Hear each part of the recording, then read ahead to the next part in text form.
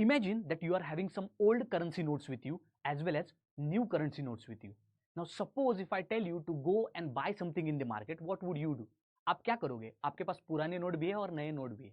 आप जाकर मार्केट में ये ट्राई करोगे कि आप अपने पुराने नोट यूज कर सके और नए नोट्स को आप सेव करोगे. आपको लगेगा कि आप स्मार्ट हो, right?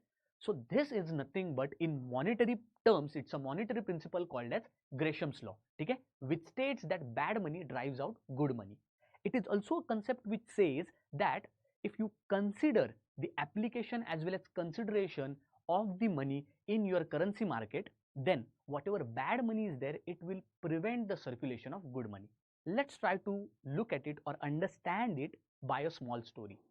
In 15th century, Henry 18 नाम के एक राजा थे.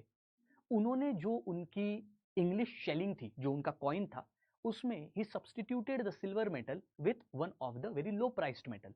जब लोगों को बात ये पता चली कि अरे जो पहला वाला सिल्वर वाला कॉइन था अब इसमें इम्प्यूरिटी है, तो people started separating that coin based on the dates. people started to understand कि भाई अब जो कॉइन नए आ रहे हैं those are not of that value, इसमें impurities ऐड की है, and that's how they separated the coins, and whatever old coins more worthy pure silver they had, they tried to hoard that, they tried to save them, and they tried to use the new impurity added coins. This hoarding of the silver was observed by one of the financial agents of Queen Elizabeth, जिनका नाम था Gresham. और इनके पीछे ही ये total ग्रेशम्स law है जो कहता है कि अगर कोई भी मार्केट में, कोई भी इकोनॉमी में अगर कोई भी बैड मनी होता है तो वो गुड मनी का सर्कुलेशन रोकता है, उसको जो इकोनॉमिक मार्केट का सर्कुलेशन होता है उससे बाहर ही रखता है. ठीक है? Why this happens? This happens because जो भी आपका होर्डिंग होता है, उस टाइम भी जो होर्डिंग सिल्वर का हुआ था, इट हैपेंड बिकॉज लोगों को जो मोर वैल्यू वाली करेंसी थी, ठीक है, उसको होल्ड करके रखना था, और जिसकी वैल्यू कम थी उसको उनको जल्दी यूज करना था. Now what is the difference between good money and bad money, ये पहले देख लेते हैं. अ गुड मनी ऐसा मनी होता है जिसकी फेस वैल्यू, ठीक है, जिसकी नॉमिनल वैल्यू और कमोडिटी वैल्यू जिसकी ऑलमोस्ट सेम होती है और स्टेबल होती है. साथ ही साथ good money is an under valued money. इसका मतलब क्या है?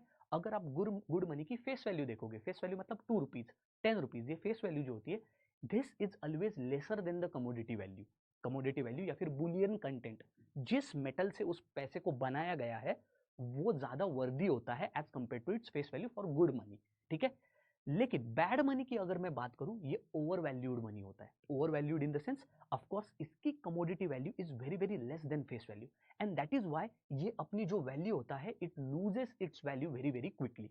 It rapidly loses its value, and that's why people are prone to use it more and save or hold a more valued money, that is your good money. ठीक है? तो good money, अगर आपको मैंने सिंपल, जो मैंने starting में example दिया था, एक अच्छा करारा 10 रुपए का नोट है और दूसरा ओल्ड सॉइल्ड 10 रुपए का नोट है, तो आप 10 रुपए के नोट को, जो सॉइल्ड है, जो पुराना है, उसको पहले अपने जेब से निकालकर खर्च करने का सोचोगे, लेकिन जो आपके पास नया नोट है उसको आप सेव करने को ट्राई करोगे, right? So all, if you look at the Gresham's law, this is what it says. On a conclusionary part, let's try to discuss and sum up what does Gresham's law mean. It means that if there is circulation of any two coins, okay, the face value differs from the bullion content of this both of the coins, then the dearer coin will be extracted from the economy. This is what Gresham's law means. It is nothing but similar to the science term of survival of the fittest. As well as it is also, हमने ये देखा होगा कि holding हम onions की करते, potato की करते, बट ग्रेशम्स लॉ सेज दैट कि कभी कभार लोग पैसे की भी होल्डिंग करते, and this is how a bad money keeps good money out of the circulation. So this is how we learn finance in 5 minutes. Thank you.